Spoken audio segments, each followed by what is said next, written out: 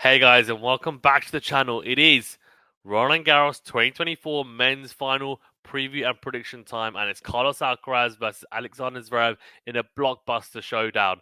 Make sure to stay tuned for the meat of this video, probably around the middle part of this video, where we'll talk about the tactics and strategic breakdown. There's a lot that I want to get into, and I've done a lot of research, a lot of watching of their previous matches, not just in this Roland Garros tournament, but also between the two players.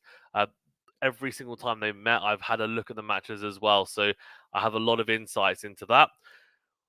Before we do get into it, though, remember to that like button. Do subscribe if you're new, and do leave a rating and review if you're listening on a podcast platform. Also, leave a comment down below in the video, because I really want to know your opinion on who you think is going to win and why. And not just that, if you have any insights yourself on the matchup, I'm always intrigued to hear what you guys have to say, because some of you are tennis geniuses.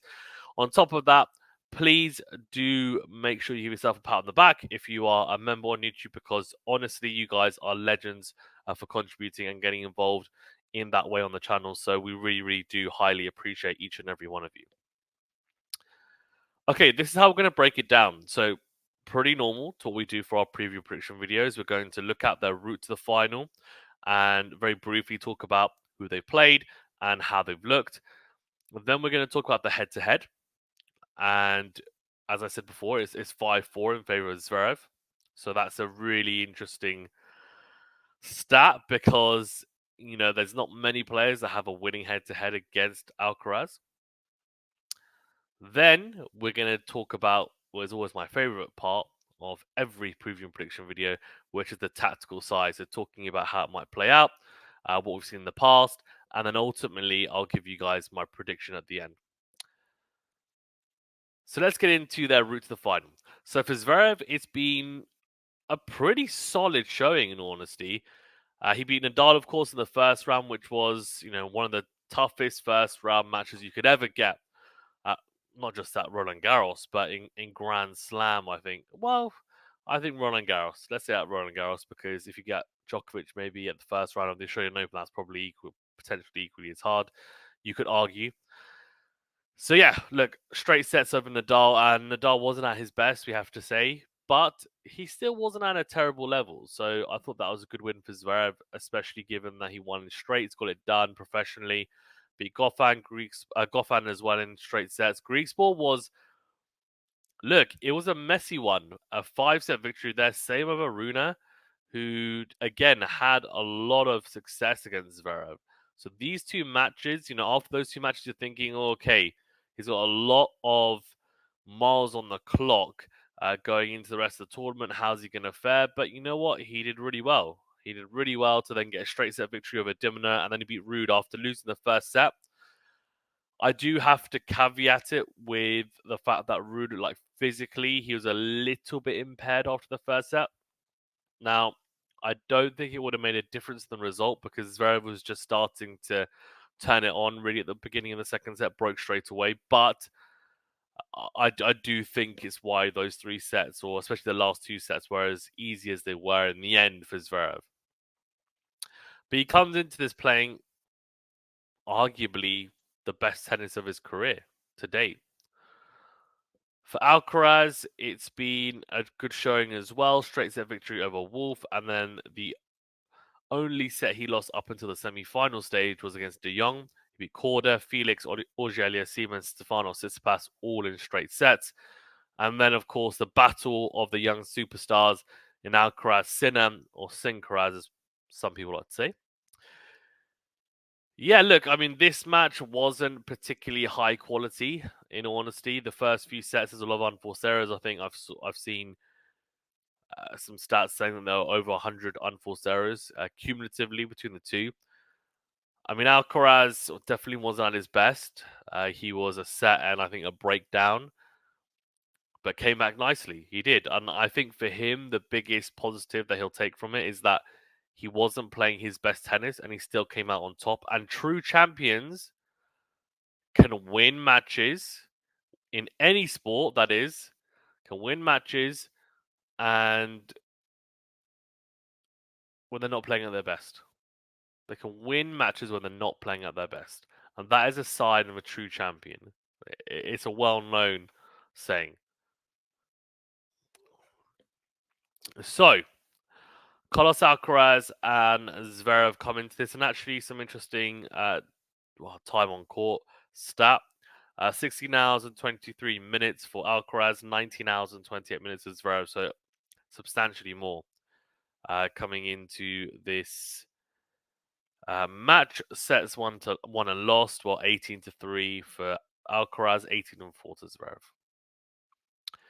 In terms of the head-to-head, now there's a lot to unpack here.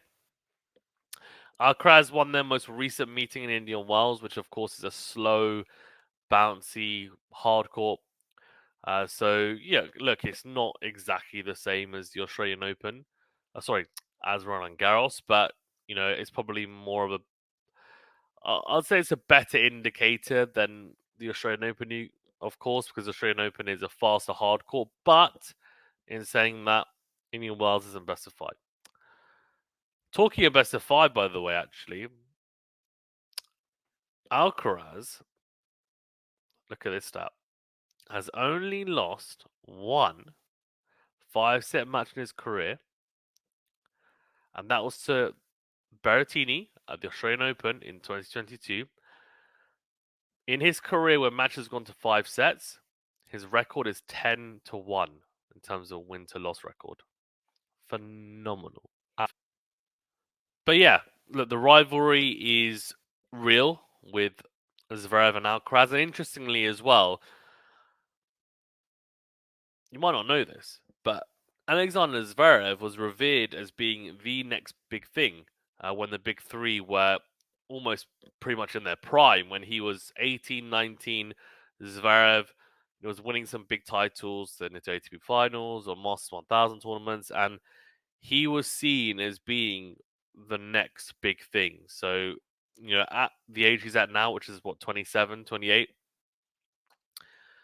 he was expected to have already won at least one slam, right? So he has underperformed in comparison to what people's expectations were at the time. That is just a reality of it. Because what people thought about Alcaraz when he was 18, 19 is pretty similar to what people were saying about Zverev. I'm being honest. Now, Alcaraz didn't have, you could argue, the prime Federer and Djokovic and Nadal to deal with, so you have to factor that in. But there are some similarities. Both were kind of touted as prodigies. And the reason why Zverev was is because the skeleton of his game generally is extremely solid, and he seems to be able to do everything pretty well, right? Massive serve, really good returner, fantastic, solid backhand, steady. The forehand, the forehand, he's had issues with it throughout his career, with it being very conservative, almost pushing it at times. But when he's at his best, it's a real weapon, and he hits a very heavy ball on that side. He's got good reach, good touch, good hands in the net. When he's confident, overhead's good. It's not really a weakness.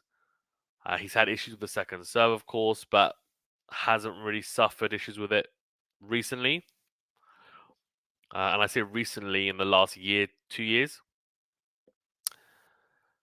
But yeah, like coming through, he just didn't really have massive holes in his game that people thought, oh, okay, that's a massive hole. Because even at the height that he is, whatever it is, 6'6", he moves extremely well, defends extremely well, and he is very athletic. So he just was a great all rounder.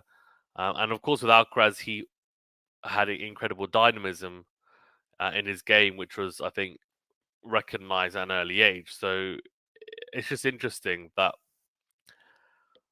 we've got these two players who are prodigies or touted as prodigies at the time, but they've had very different, let's say, careers so far. And Alcaraz, of course, is only 21, but he's already won 2 slams. Let's finish off just summarizing the head-to-head. So, of course, we can see their last match at Indian Wells, Alcaraz won, but on clay, the last match was Madrid, even 2023. The final, Alcaraz dominated that match. The clay head-to-head is 2-1 in favor of Alcaraz, but both those wins in Madrid, the conditions are very different to Roland Garros, I have to be honest. That with the altitude is quicker. They're definitely quicker courts, but the movement, sliding, etc., is the same. They met at Roland Garros 2022, and we'll touch upon that in our tactics section. Zverev beat a more raw Carlos Alcraz at the time, I think it's fair to say, and he was very, very impressive. And that, of course, was the year where he suffered that heart-wrenching, for him anyway, ankle injury against Nadal in the semi-finals, which was a shame because he was playing some phenomenal tennis, and I think there's that is one of those what if moments, I think, in tennis. Like, could he have beaten Nadal? Could he have beaten Nadal when Nadal was playing extremely well? Nadal went on to win Roland Garros, of course, beating Ruud in the final. And this was after Nadal just beating Djokovic in the quarterfinal and was playing some fantastic tennis. So Zverev was keeping up with him. Lost the first set tiebreaker, second set went to a tiebreaker. Then that happened. So yeah, massive shame, of course. But he's now got a chance for retribution almost, right? Because if he wins this title, it was all worth it. The comeback, the rehab, etc. And I'm sure he's had his eyes on doing something at Roland Garros since that moment. And of course, as well documented in the Netflix series as well on Breaking Point. So, enough about that. Let's talk about tactics. So, to start off, I think the Alcaraz versus Sinner, if that's the Alcaraz that turns up against Zverev, and the Zverev is the one that played against Ruud, Zverev probably wins. In honesty, Zverev probably wins. But that's a very, very big if. And, they always say no ifs and buts. But we have to, because that's what tactics and strategy is all about, especially when you're doing a preview. You don't have the benefit of hindsight and the benefit of watching a match and then being able to analyze it after. So this is calculated and analytical speculation. Context is important here, though, because Alcaraz, as I said earlier, he didn't play his best, but he still won. I also think it's important to highlight that he served really well and was very brave in some of the big, big moments. He faced a lot of pressure in that deciding set against Sinner. I think there are three juice games, three pretty long juice games as well on his serve, where he managed to hold. He didn't get broken, and he came up clutch. So that was impressive. And yeah, look, I thought he was very good in the mental department after the first set and a half. Alcaraz has not lost a Grand Slam final. He's played two, 1-2. Wimbledon last year, and of course the US Open the year before. Zverev has played one in 2020, the US Open, where Dominic Thiem won a 5-set match and lost the one that he's played. So that was 4 years ago. He should have matured a bit more by now, you'd imagine, especially in the mental aspect. So you'd expect him to hold up better. So I think in terms of the mental side of things, both these players should, you would think, come into this and play some of their best tennis, as long as they're not physically hampered in any way. So that's a positive, I think. So if we're assuming that both mentally and physically are in a good place, we can then talk about how it might play out, what to look out for, etc.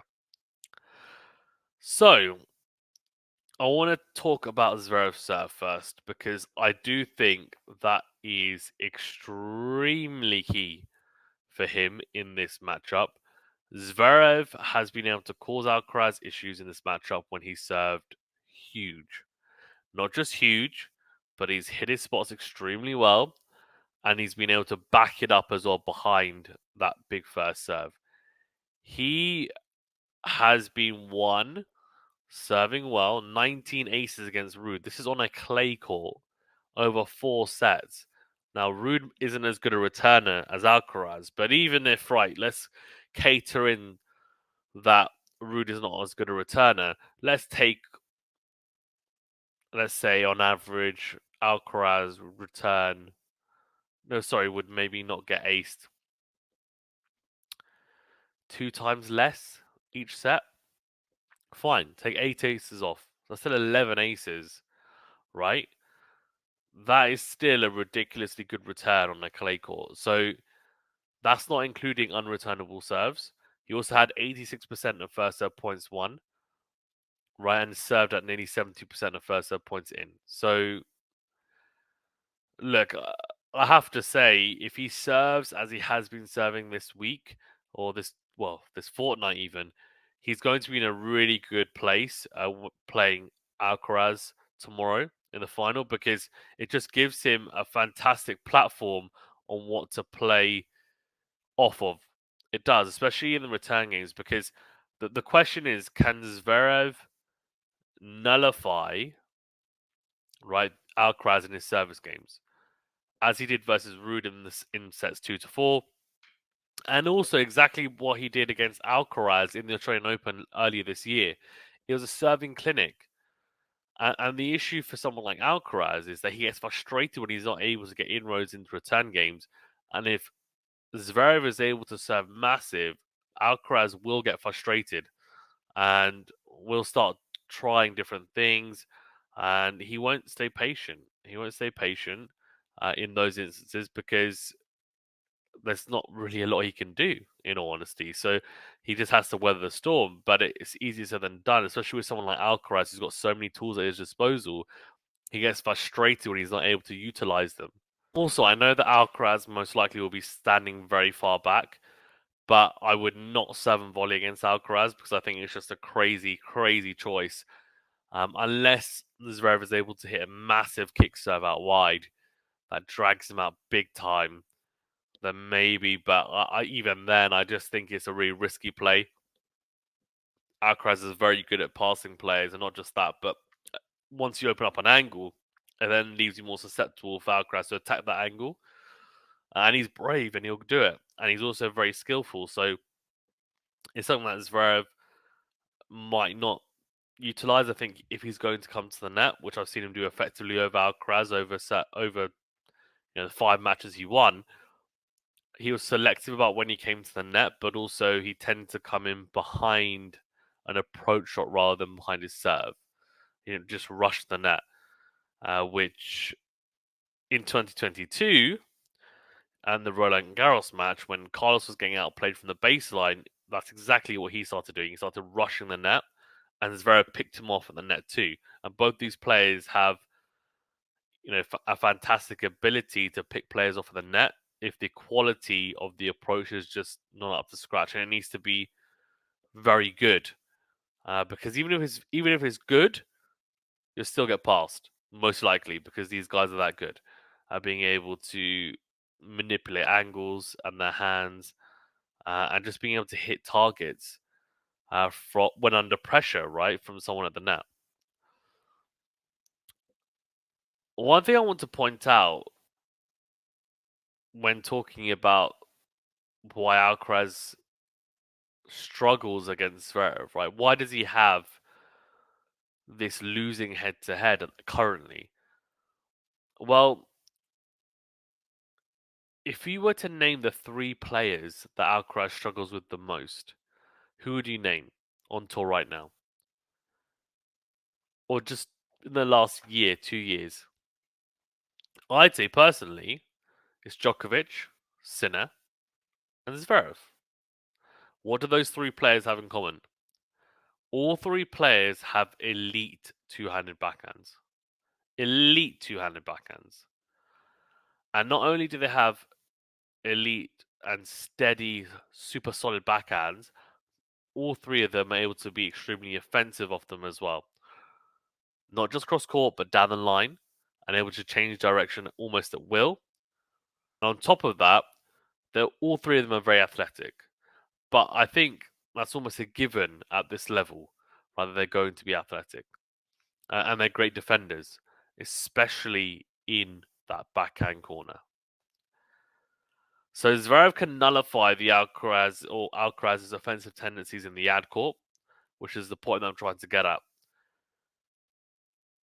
Zverev's two-hander is super steady and is arguably, in my opinion, I think it's probably the best. Actually, thinking about it, I reckon it's the best two-handed backhand when taking the ball at or above shoulder height. I genuinely think it could be. He's also able to easily change direction, especially on clay, because he's able to open up more angles on the court. Uh, just because of the nature of the clay courts, higher topspin, you're able to, the ball kicks off more. It means that you can drag out opponents and open up the court more at will. And it just means that he'll be able to go line and really attack that space, which, as athletic as Alcaraz is, if he's being dragged out a lot, Zverev's two-hander is not one of those pushy two-handers into the court. No, he will crunch it into the court. And he's got a fantastic down-the-line backhand as well. So I think in that battle, which I think is very crucial, and in a lot of elite matchups, the ad-court battle can tend to win matches. Whoever wrestles control of that battle, that ad-court battle, normally comes out on top in the match. Of course, the serve and return is massive, and you could argue they're the best. It's the best, two skills, and most important skills. Obviously, the serve return dynamic is arguably the most important matchup in a tennis match, but the ad court exchange at the elite level is just such an important one that ends up playing out more often than not. Yes, you can talk about the cross court, juice exchange or just the juice exchange generally as well, but what ends up happening is players get trapped in the ad court exchange, and then it's whoever can wrestle momentum in those moments, and the people that come out as a winner in those exchanges tend to be the people that win the match as a whole. So in the ad court exchanges, I think Alcaraz in the past has tried to hit through Zverev in backhand to backhand. And I think, I'm going to be honest, Zverev's backhand is better than Alcaraz's. It's more versatile generally. He defends better on that side. And he's just generally more solid. Like, he's got better shot tolerance on that wing, no doubt. You could argue he's got better shot tolerance overall as well, but I'm not sure whether that's necessarily the case when they're both playing at their best. But definitely in the backhand to backhand, I think it's fair to say. Now, Alcaraz needs to vary it on that side and try not to get stuck in that ad court exchange, because even if he's going with his into-out forehand into the backhand of Zverev, most likely he's still going to be in trouble, because what Zverev will do, unless Alcaraz hits an absolutely phenomenal into-out forehand, which ends up being a flat, forehand that finds an angle into-out, that's a winner, which on clay is very hard to do, Zverev will hit a backhand that is either going to be deep and penetrating, or it's going to be a backhand that has good width and drags out Alcaraz, and then puts him in an awkward position to have to hit a very aggressive shot under pressure. So my suggestion for Alcaraz would be to vary it up. And when I mean vary it up, I think he can be and does have enough variety on that backhand side, or just in the into forehand side, whatever you want to call it, because I think realistically he will get stuck in the backhand to backhand in a lot of instances. He could hit that backhand lob that I mentioned in the Sinner preview, which I think would be effective as well, to just slow down the pace, because Zverev's backhand, right, is almost mechanical. If you keep on hitting at one pace and you hit as harder and harder and harder, the ball just come back harder and harder and harder. And I do think you need variety on it, and he does generate really good pace on that backhand wing, but it is harder for him when it's a slice or it's a slow ball, to kind of get that racket head speed, especially when he's having to go below, like, ankle, knee height on that backhand side. He's a tall guy.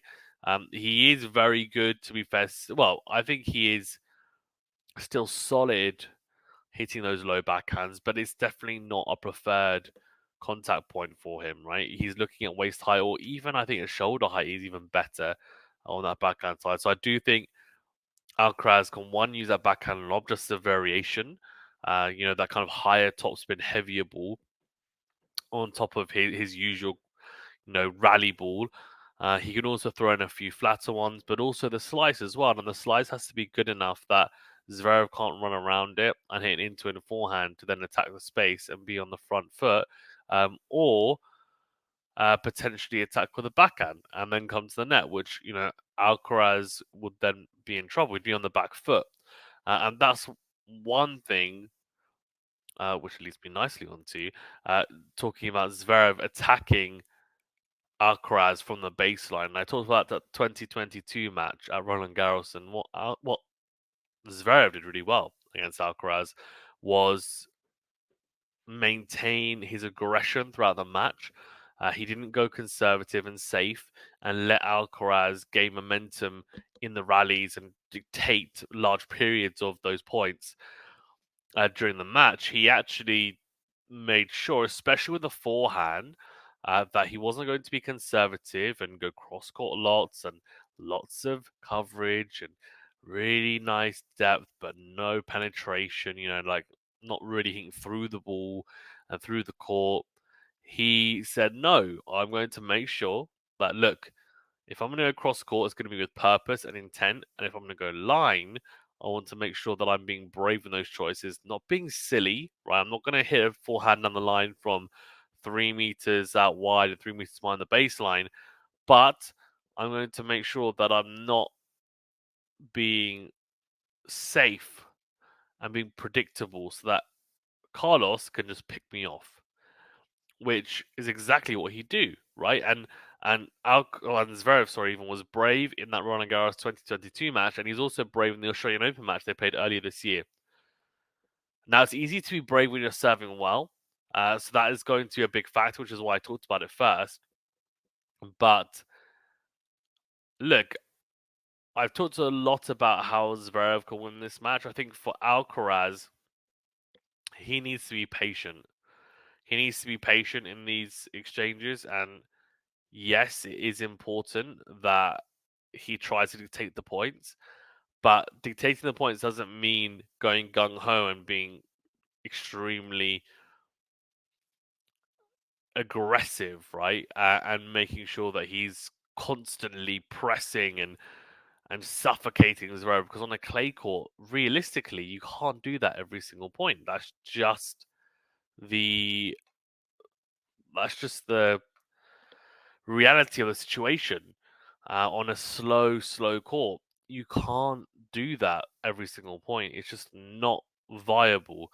But what he can do, right, is make sure that things are on his own terms, and by doing that, there's a few factors that he needs to make sure are checked. And one is make sure that he's serving well. I think at Tsitsipas he was serving at like 92% of first serves in, which is, by the way, phenomenal. I'm not saying he needs to hit those numbers, but he should be at around 70%, because I think that's actually an achievable target in this final. And also hit his spots. And look, he's going to go into the Zverev forehand return, because Zverev's backhand return is a lot better than his forehand return. It's just well known, it's well documented. But also throw in the variation on the kick serve out wide to the backhand. But probably don't sneak in behind it and serve and volley, because you know that backhand is probably going to be extremely well struck. And if he sees you sneaking into the net, he'll probably pass you down the line. That is, right, what's probably going to happen. And we've seen that happen at the Australian Open earlier this year in matches that he's lost to Zverev, or even matches that he's won. Zverev on the backhand side is extremely versatile, and he's very comfortable on that side. So if you rush him, or try to rush him, more often than not, you're going to get burnt coming to the net, going into that side. Alcaraz could potentially hit a kick serve out wide from the juice side to the forehand and come to the net, and he probably will get a more favourable volley and a chance to finish off the point. That could be an option. But I do think that the first serve being made is key, and then what comes behind that is also going to be crucial for him. And that leads me on to number 2, which is making sure that he tries to dictate with a forehand. Again, he doesn't have to hit a winner on the +1 shot, but Dictating with the into-in and into-out forehand especially is crucial. Now, if I was Alcaraz, we were talking on the backhand to backhand, right, and that ad-court exchange, I would try and get out of that and break that rhythm, break the shackles of that exchange. And there's a few ways he can do it, right? With the into and forehand for one, or the backhand down the line. He can potentially even slice down the line, or what he could do, and which I didn't talk about earlier, actually, which is a good thing to bring up, is a shorter slice cross court, the angled one, which Zverev is very athletic, and he might get there, and he probably will get there, but he's still 6'6", right? So getting down there is awkward. What does he do? Does he go reverse drop shot? Does he try to find an angle of his own? Does he try and put it away? If Alcaraz has done his job and get that slice low enough, he can't hit a winner off it, a clean winner, unless it's a phenomenal shot.